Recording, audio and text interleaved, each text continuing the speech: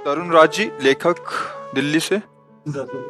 महाराज जी, मैं एक लेखक हूँ और मोटिवेशनल स्पीकर हूँ। मेरा प्रश्न किताबों से जुड़ा हुआ है। कहा जाता है अच्छी किताबें पढ़ी जानी चाहिए, तो अच्छी और बुरी किताबें कैसे तय होती हैं? क्योंकि सांसारिक ज्ञान तो सब में होता है, कोई भी किताब बुरी कैसे होती है? उसका विवेक के द्वारा निर्णय किया जा सकता है, बुद्धि के द्वारा नहीं।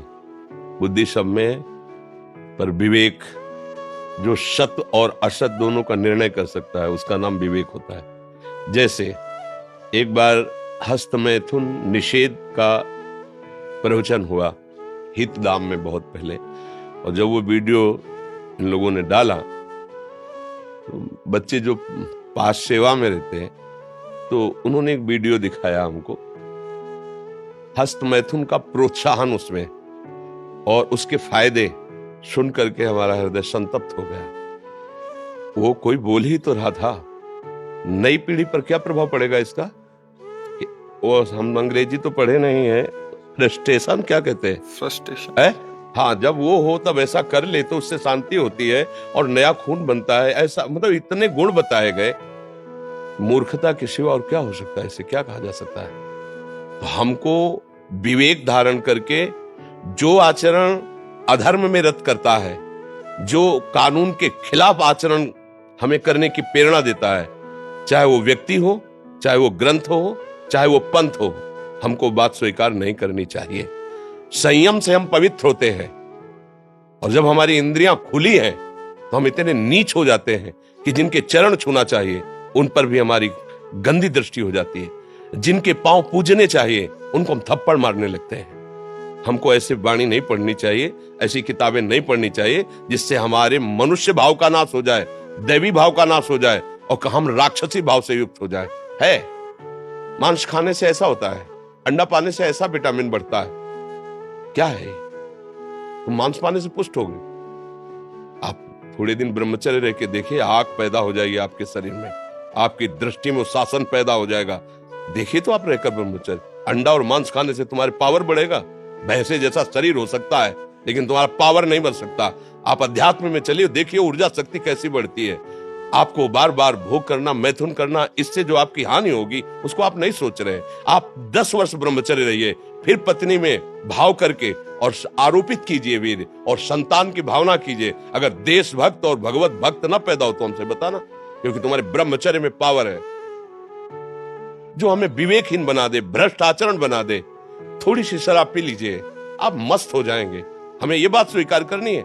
नहीं, 1 घंटे बैठ करके माता पिता के चरण दबाइए और उनकी सेवा कीजिए, जैसे उन्होंने तुम्हारी सेवा की। तुम मस्त हो जाओगे, उनका आशीर्वाद तुम्हें उन्नति प्रदान करेगा। अगर कोई रोड में पड़ा हुआ तड़प रहा है, तुम उसे गोद में उठाओ, अस्पताल लेकर जाओ, अपने खाने के पैसे उसमें लगा दो। इसके बाद जो तुम्हें आनंद मिलेगा वो किसी भोग में आनंद नहीं मिलेगा। तो हमको विवेक के द्वारा निर्णय करना पड़ेगा कि हमारा प्रोत्साहन पढ़ने से, देखने से, सुनने से बढ़ता है। हमारी निराशा पढ़ने से, सुनने से, देखने से बढ़ती है। हम कौन सा विषय पढ़ रहे हैं जो हमें प्रोत्साहन दे रहा है, अधर्म में या धर्म में? हम कौन सा विषय पढ़ रहे हैं जो हमें निराश कर रहा है, धर्म में चलने से या अधर्म में चलने से?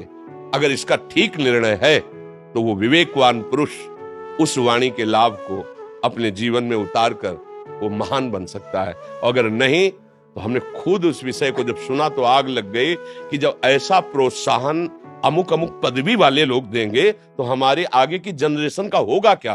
क्योंकि वैसे ही मन परेशान कर रहा है और आपने और सपोर्ट कर दिया तो दिन में 8-8 बार हस्तमैथुन करने वाले बच्चे मिले जिनकी हालत ये कि खड़े होने की नहीं रह गई।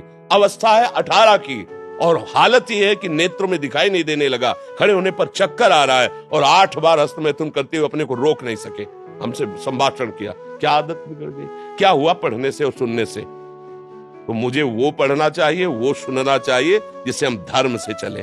भोगों में प्रियता बढ़ गई। दूसरी माताओं बहनों को, अपनी माताओं बहनों को कैसे तुम देखते हो और दूसरी माताओं बहनों को कैसे देखते हो? उनके साथ कैसा व्यवहार होता है? सुनने पर आग लगती कि राक्षस है या मनुष्य है? मनुष्य है, मनुष्य रूपेण राक्षस है, कोई और नहीं। कैसे बन गए राक्षस? देखने से, पढ़ने से, सुनने से। ऐसी भी वाणियां हैं जिनके पढ़ने से बुद्धि भ्रष्ट हो जाएगी, ऐसे भी उपदेश हैं जिनके पढ़ने से भ्रष्ट हो जाओगे। तो विवेक की आवश्यकता है कि जिससे हमारी आत्मोन्नति हो, उत्साहवर्धन हो। निषेध नहीं करते, गृहस्थ में हो, काम संभोग की प्रक्रिया भगवान की आराधना के समान है। आप उसको एक सिस्टम, जो कानून बना है, एक मर्यादा, उससे करो। आप उसे मनोरंजन मत समझो, वो जीवन घातक विषय है। अगर आप सावधान होकर के चलते हो तो आप एक महान स्थिति को प्राप्त हो जाओगे। बिल्कुल, हमें तो ये लगता है कि पढ़ना लिखना देखना सुनना बहुत सावधानी से करना चाहिए। नहीं, पढ़ना लिखना सुनना देखना, ये जीवन, कितने ऐसे बच्चे जो हमारे परमार्थ मार्ग में प्रभावित होकर आए और जो गलतियों से युक्त थे, उनका कहना बस यही था कि मैं अपने जो दोस्त विद्यार्थी जन थे उनके संग से बिगड़ गया हूं। तो इसलिए मुझे लगता है प्रोत्साहन देना, जीवन को मंगलमय बनाना, ये बहुत बड़ी सेवा, बहुत बड़ी साधना है। पर यह ध्यान रखिए कि आप प्रोत्साहन किधर दे रहे हैं। कहीं जीवन के अमंगल वाला कोई सूत्र न दे दें, इसे मनोरंजन न समझा जाए। ये जीवन एक अमूल्य वस्तु है जिससे आप कुछ भी बन सकते हैं। कुछ भी आपके लिए इस मार्ग में, जैसे आपकी खेती कुछ भी बो सकते हैं, ऐसे कर्म भूमि आप कोई भी कर्म कर सकते हैं। अशुभ कर्म कर सकते हैं, गंदे से गंदा कर सकते हैं, नरक जा सकते हैं, भूत बन सकते हैं, राक्षस बन सकते हैं, और आप यहां तक कि नारायण बन सकते हैं। अगर आप भजन करके भगवान के ध्यान में शरीर छूटे तो आप भगवान को प्राप्त हो गए, भगवान के स्वरूप से हो गए। मुझे तो ऐसा लगता है।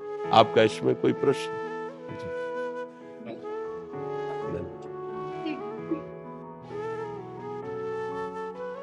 ठीक है, इसे हम पढ़े क्या? वैसे अच्छा है। हाँ, तो इसको आप अपने पास रख लीजिए। अब क्या है, हमारी पढ़ाई डायरेक्ट श्री जी से चलती है, वो जैसे खुद प्रेरित कर। ऐसा न करो, क्योंकि हम लिखेंगे तो हमारा गुरु प्रदत्त नाम है, ऐसा न करो। ये कहीं किसी भी तरह ऐसा है। धन्यवाद।